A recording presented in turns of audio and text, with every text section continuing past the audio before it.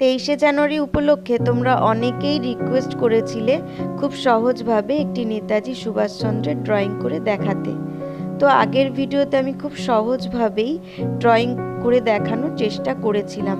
আশা করি সেই ভিডিও দেখে তোমাদের অনেকেরই হেল্প হয়েছিল।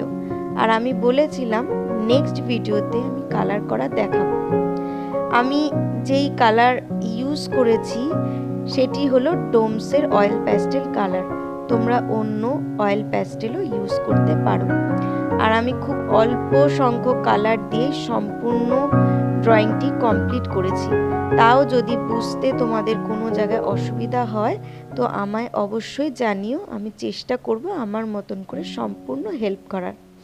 আর তোমরা কে কীরকম ড্রয়িং করলে অবশ্যই আমাকে জানিও। আর আমার ড্রয়িংটি তোমাদের কেমন লাগলো সেটাও আমাকে জানিও, তাহলে আমার ভালো লাগবে।